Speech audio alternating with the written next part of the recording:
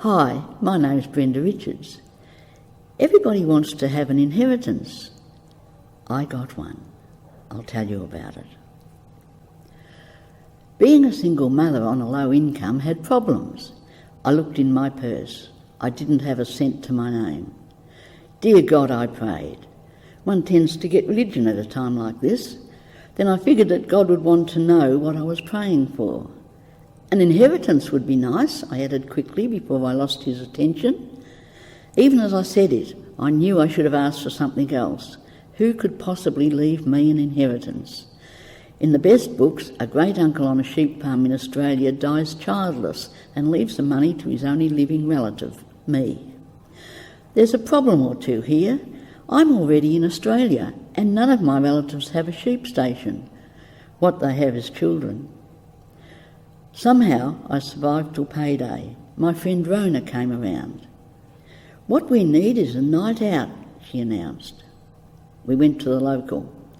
Rona was dressed in her lycra leopard skin top, which with the help of a mane of red hair almost covered an ample set of breasts that, like us, were straining to break free. I was dressed in a short black skirt and an eye-blinding coloured top. I rocked along on a pair of totty high heels that are now right back in fashion, even if the legs aren't. The place was jumping. Some sort of 60s rock thumped out, and for the cost of a drink, we danced all night. It became a regular Saturday night activity. Occasionally, or if you must be pedantic, regularly, dance partners would buy a drink, which we were much too polite, read desperate, to refuse. The nights were always interesting. Dodging the occasional brawl required some skill, with the main focus being on not wearing whatever concoction we were supposed to be drinking. Sunday brought us back to earth. Rona spent her Sundays with a group of oldies from the various boarding houses in the area. If it was sunny, it would be a picnic in the park. I spent the day recovering and getting ready for the week ahead. Then Rona had a heart attack. An ordinary St Kilda resident who did extraordinary things with St Kilda's forgotten people left the stage. Saturday nights were never the same after the loss of a bright, well-endowed woman with a halo of red hair. Sundays were even greyer for the oldies. There was a knock on the front door. I opened it to be confronted by a short, plump old woman with straight grey hair in a pudding basin cut. She wore a floral dress with two small cardigans straining to keep the buttons in the buttonholes. Knee-high stockings writhed around her legs in a wave of wrinkles, ending in black slippers.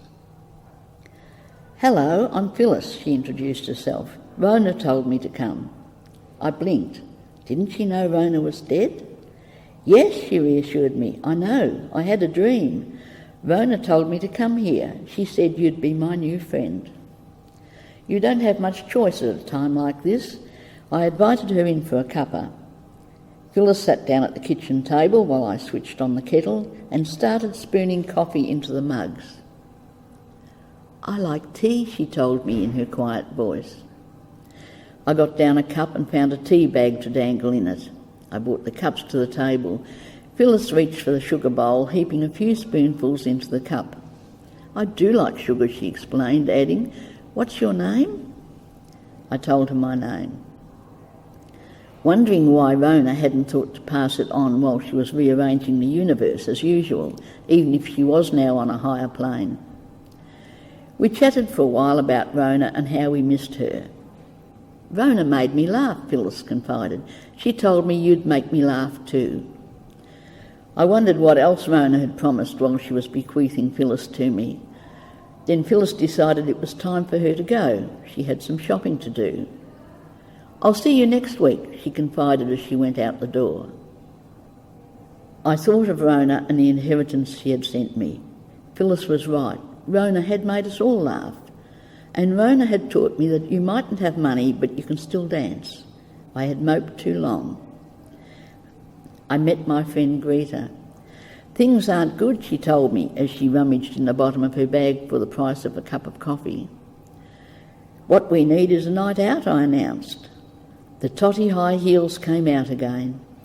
This time they were really necessary to make eye contact with the tall, elegant greeter as we headed for the pub and danced all night for the price of a drink or two. Saturday nights were back on the agenda. Sunday also had their rhythm. There would be a knock on the door and Phyllis would be standing there. "I've come for a cuppa," she'd say brightly, followed by, "What's your name again?" Then she would chatter on happily, occasionally sharing some of her early experiences. Phyllis was placed in a home when she was a little girl. She said she never went to school because she was considered too dumb to learn. "I proved them wrong," she confided one day. "I learnt cleaning and sewing and cooking." She was proud that she was able to maintain herself in the community. A highlight in our relationship was when Phyllis first invited me down to her place for a cuppa. She lived in the large front room of a Victorian terrace house in Ackland Street. It had 2 single beds, a chest of drawers, a small wardrobe and a chair. As the guest of honour, I got the chair. Phyllis showed me her kitchenette. It was a small curtained-off cubicle with a gas jet in it, a small basin and some shelves. A number of similar cubicles lined the hallway. The smell of gas was overpowering. Luckily, she did not attempt to light the jet. We carried everything back to the room where Phyllis plugged in an electric jug. She pulled out a small folding table and produced a packet of biscuits.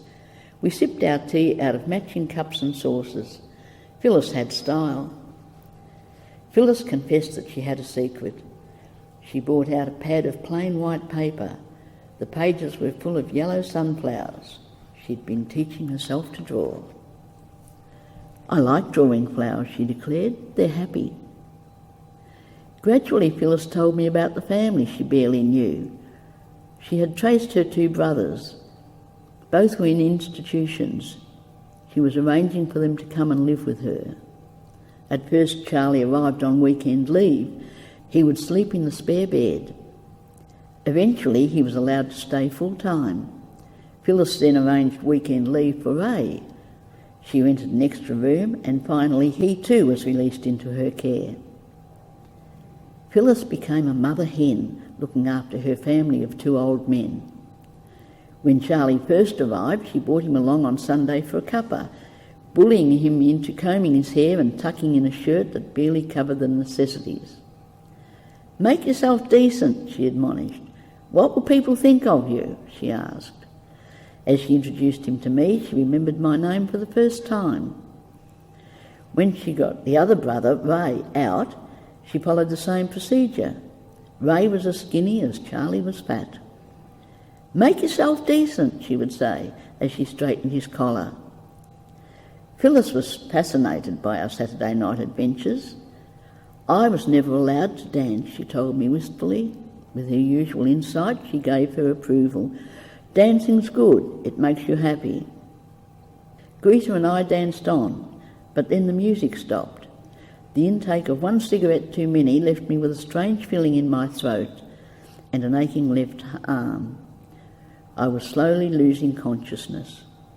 Yes, it was my turn for a heart attack. Luckily, I was taken to the Alfred Hospital in time. I was released 10 days later. But maybe it wasn't all luck. A neighbour visited me in hospital. "I found that old lady outside your house yesterday morning. She'd been there all night.